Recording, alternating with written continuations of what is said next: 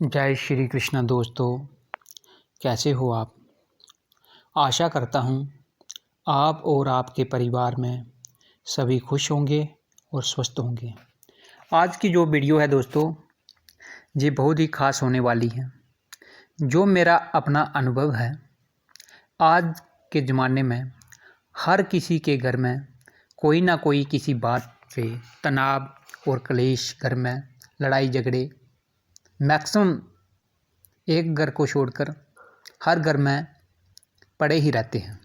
समस्या चाहे कैसी भी हो, पर घर में क्लेश, किसी न किसी बात का, एक दूसरे की बात ना सुनना, बस एक दूसरे पे गुस्सा, गाली गलौज, इस तरह की जो समस्या है दोस्तों, ये बहुत खतरनाक स्वीट पॉइजन की समस्या है।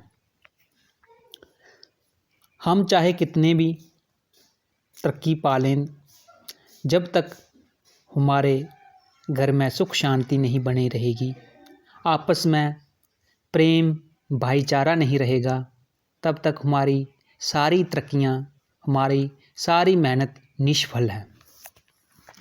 और दोस्तों, हमारे जो सनातन धर्म के शास्त्र हैं, वेद शास्त्र हैं, वो भी इस बात की गवाही देते हैं कि जिस घर में आपस में प्रेम और शांति बनी रहती है, उस घर में लक्ष्मी का वास होता है। और जिस घर में बात बात पर एक दूसरे को आंख दिखाना, लड़ाई झगड़े क्लेश पड़े रहते हैं, उस घर में लक्ष्मी की बड़ी बहन आलक्ष्मी का वास होता है।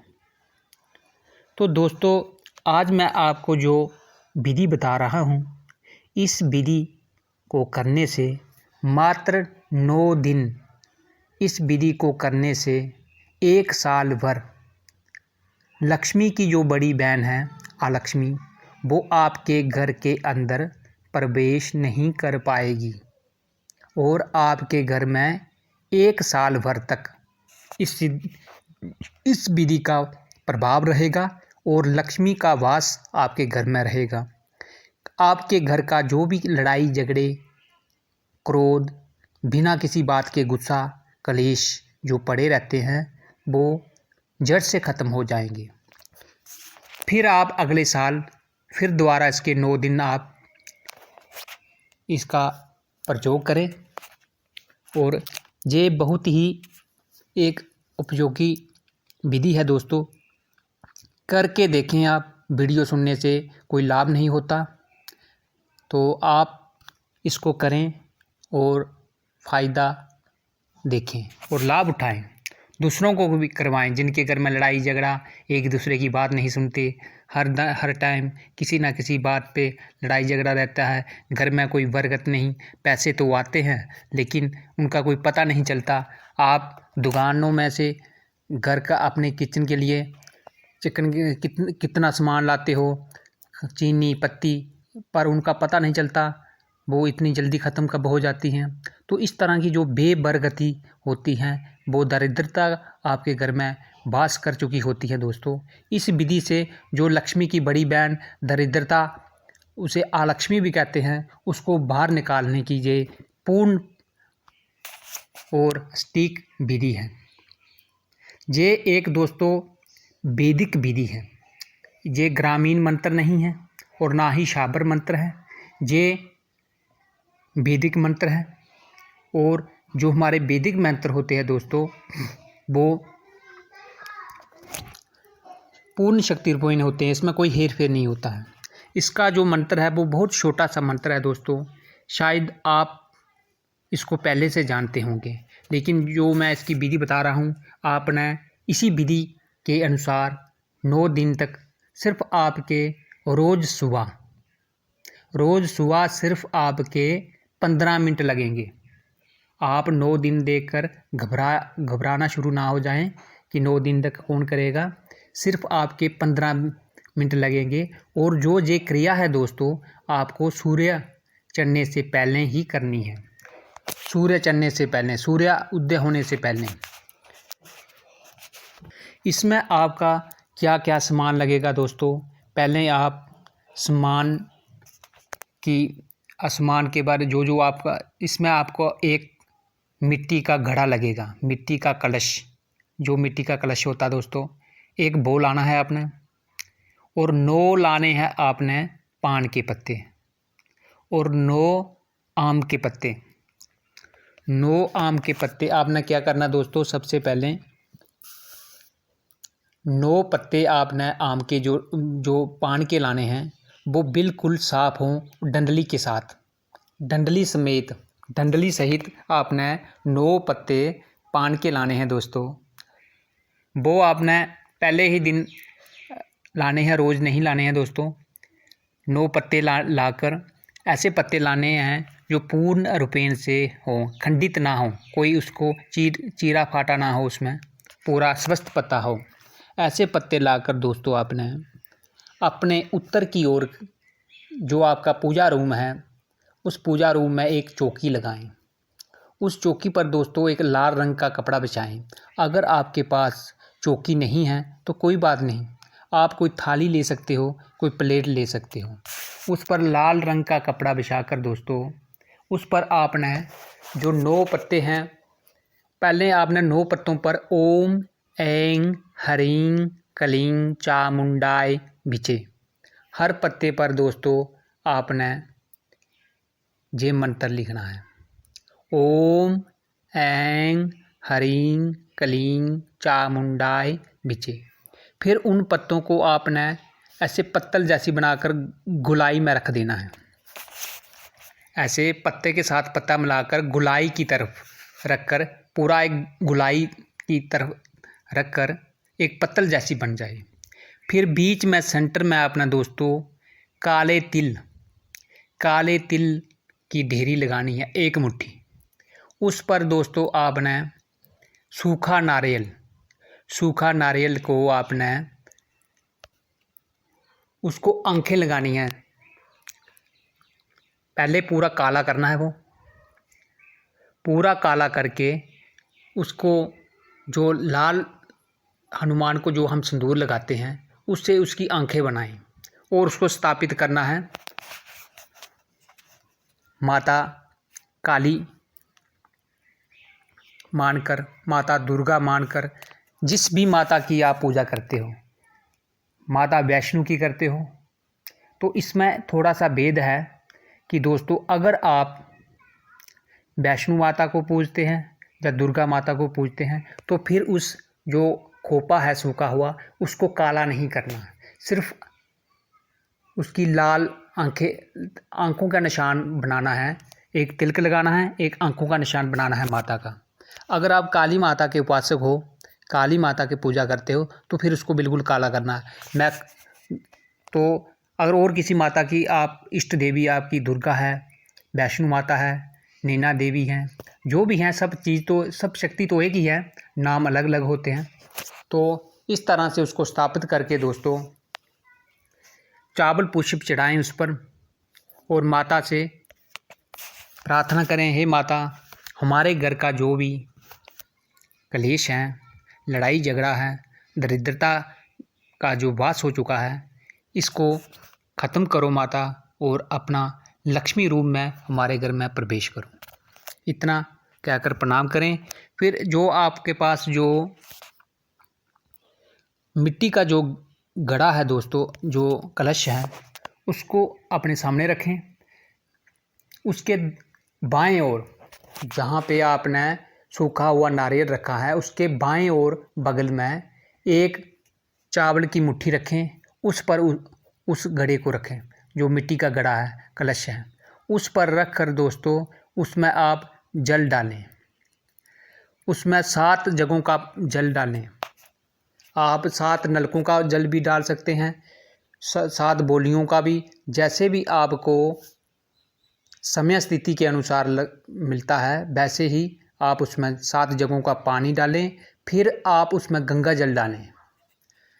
गंगा जल डालकर अगर आपके घर में कोई बुजुर्ग 4 धाम तीर्थ करने जाते हैं तो वहाँ से वो हर तीर्थ से थोड़ा थोड़ा जल इकट्ठा किया होता है। अगर आपके घर में या कोई रिश्तेदार में कोई गया हो तो वहाँ का जल हो वो भी उसमें डालें।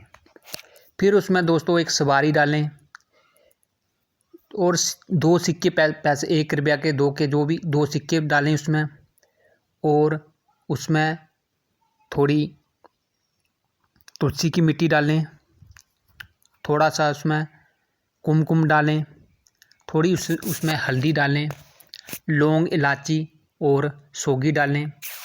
फिर उसमें दोस्तों आपने 11 अखरोट डालने हैं, 11 अखरोट डालने हैं और 5 बादाम ये डालने हैं उसमें।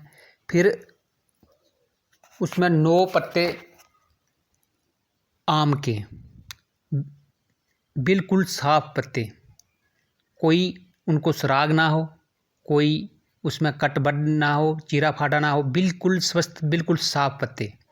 उन पर भी आपने दोस्तों जो ओम ऐं ह्रीं क्लीं चामुंडाय विचे ये मंत्र आपने लिखना है। ये मंत्र आप दोस्तों अनार की कलम से लिखोगे और जो स्याही है वो जो अष्टगंध की रहेगी।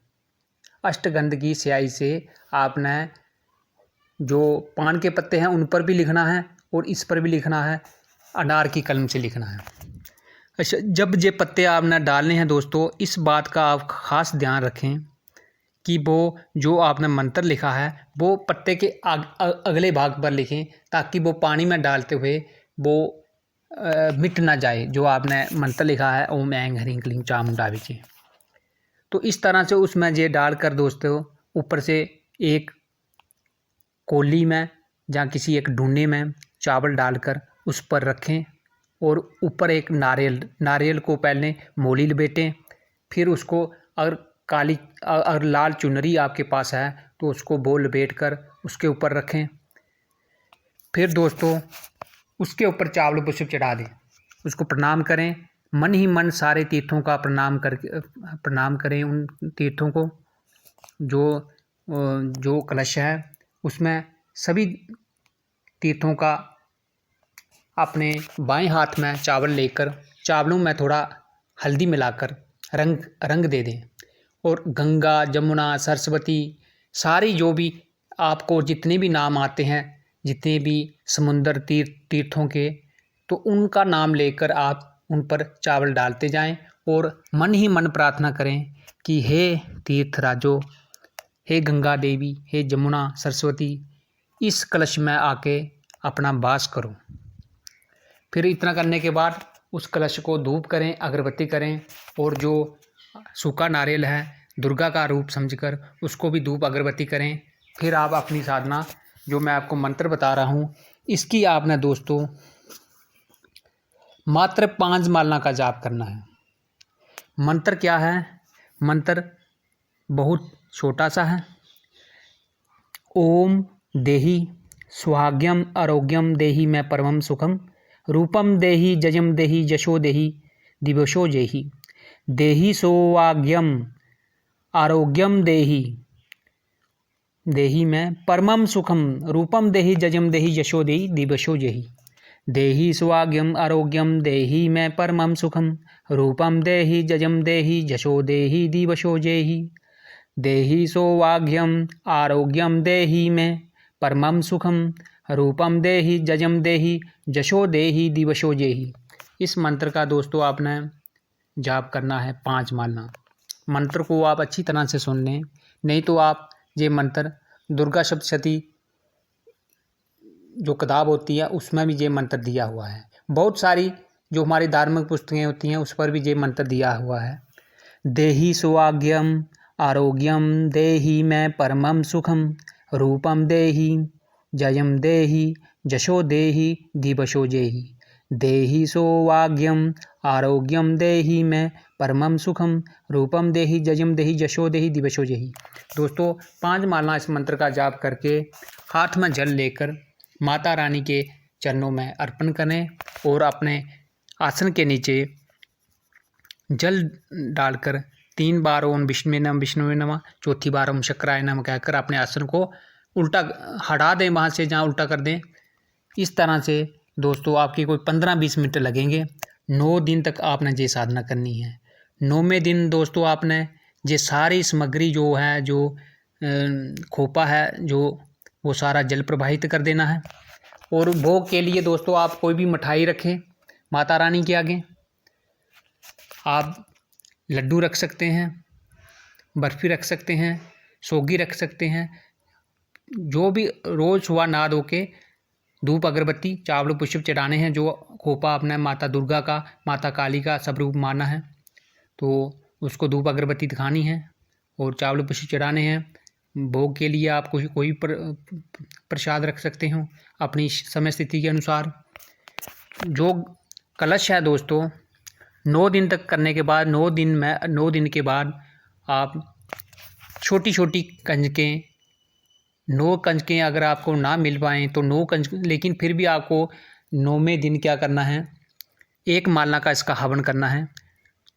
थोड़े से कोजले किसी बर्तन में, जहाँ अगर आपके पास सुविधा हो तो हवन कुंड ले लें, नहीं तो फिर छोटी सी अंगारियाँ भी मिलती हैं। उस पर आपने घी में शक्कर डालकर दोस्तों आपने 1 माला का इसी मंत्र का हवन करना है। देहि स्वाग्यम आरोग्यम देहि में परमं सुखम रूपम देहि जजम देहि यशो देहि दिवशो जेहि स्वाहा। देहि स्वाग्यम आरोग्यम देहि में परमं सुखम रूपम देहि जजम देहि यशो देहि दिवशो जेहि स्वाहा। ओम देहि स्वाग्यम आरोग्यम देहि में परमं सुखम रूपम देहि जजम देहि यशो देहि दिवशो जेहि स्वाहा। इस तरह से फिर दोस्तों जो इसकी राख बनेगी हवन की, अपने घर के चारों कोनों में उसको, जो बाज़ार से छोटे छोटे जजलू मिलते हैं, छोटे छोटे होते हैं, वो मिट्टी के बर्तन होते हैं, उनमें इसकी जो राख, हवन वाली राख डालकर चारों कोनों में डाल दें। और जो इस कुंभ का जो कलश है, इसका जल दोस्तों अपने पूरे घर, पूरे मकान में छिड़क दें जल। और अपने घर के जितने भी सदस्य हैं उन सभी को इस जल को, ये जल पीने को दो, उनको पिलाएं और स्नान करने के लिए दें। दोस्तों 1 साल तक आपके घर में लक्ष्मी की जो बड़ी बहन आलक्ष्मी है, दरिद्रता, कलेश, लड़ाई झगड़े सभी खत्म हो जाएंगे। आजमाया हुआ प्रयोग है दोस्तों। कैसा भी कोई नेगेटिव एनर्जी होगी, जो भी होगा सब माता दुर्गा की कृपा से खत्म हो जाएगा। आप नवरात्रों में भी कर सकते हो, नहीं तो किसी भी मंगलवार से आप इसी साधना को शुरू कर सकते हैं। इससे आपके घर में सुख संपत्ति और भी बहुत चीज़ों का आपको लाभ मिलेगा। आप श्रद्धा और विश्वास के साथ इस प्रयोग को करें, लाभ उठाएं। और जो उसमें जो मैंने वो बताए थे अखरोट और बादाम, वो अपने सारे घर के व्यक्तियों को प्रसाद दे देना है लास्ट दिन। 9 कंजकों को भोग लगवाना है दोस्तों।